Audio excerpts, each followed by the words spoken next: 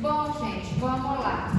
Digestão dos carboidratos. Aqui nós temos três partes, tá? Na digestão dos carboidratos: boca, estômago e intestino delgado. Quais são as enzimas que participam? Na boca e no intestino delgado são amilasas, só que na boca vai ser a amilase salival, ou também chamada alfa-amilasa, ou a pitialina. E lá no intestino delgado vai ser a amilasa pancreática. Saibam os produtos resultantes da ação de cada uma dessas enzimas. Então, se eu tenho maltosa, maltotriose e destrinalímite, vai ser na boca por ação da amilase salival. Se eu tenho maltosa, maltotriose, destrinalímite e glicose, aí vai ser lá no intestino delgado com a ação da amilasa pancreática. Então, saber essas diferenças, certo? Aqui também nós vimos a absorção, mecanismos de absorção dos monossacarídeos. Então, nós temos três monossacarídeos sempre, que vai ser a glicose principal, a galactose e a frutose. Qual é o mecanismo de absorção da glicose e da galactose? É o mesmo, é o mecanismo de cotransporte com o íon sódio. Qual é o mecanismo de absorção da frutose? Por difusão facilitada com a ajuda de uma proteína transportadora. E falando de proteínas transportadoras, quem são essas proteínas transportadoras? São os glúteos, né? Qual é a função? O que fazem essas proteínas? São proteínas que ajudam no transporte de monossacarídeos. Então, ela ajuda no transporte da glicose, da galactose e da frutose. Nós vimos o glúten 1, glúten 2, glúten 3, glúten 4 e glúten 5. Se eu falar assim, qual é o glúten que transporta a frutose? Vai ser glúten 5.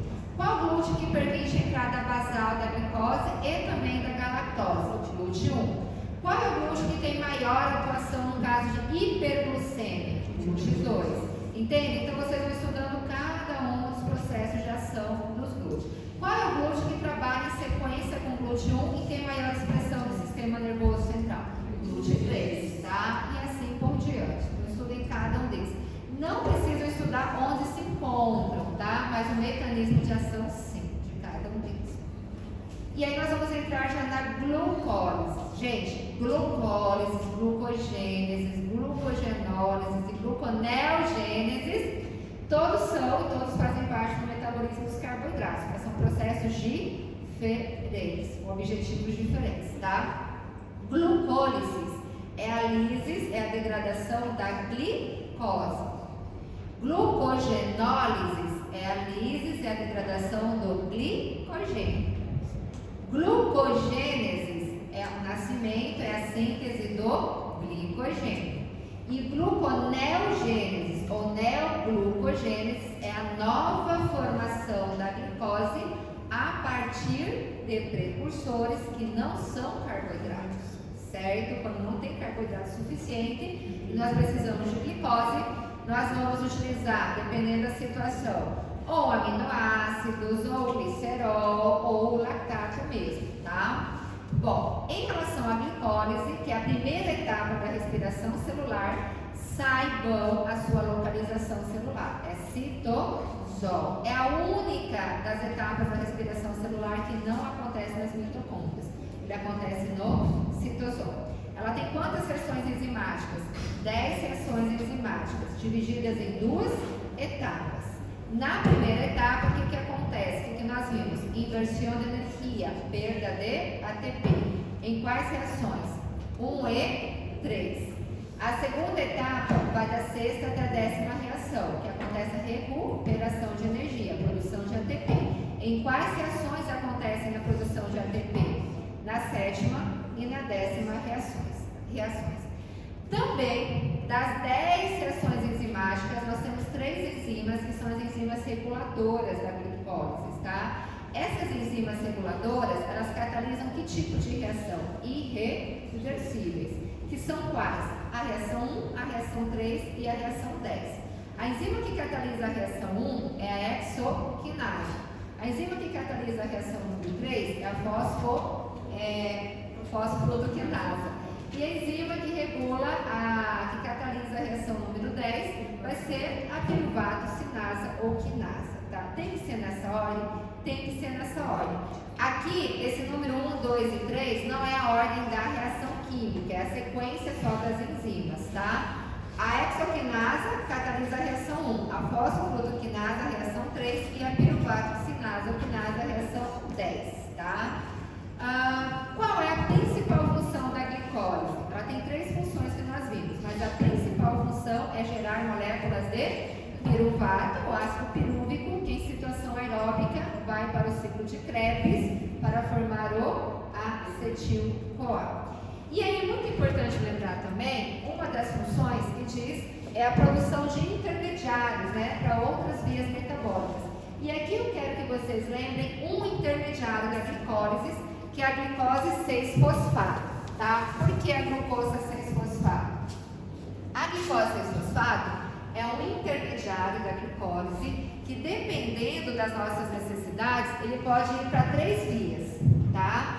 Se eu preciso formar ATP através da respiração celular, essa glicose 6-fosfato, ela vai continuar na via glucolítica.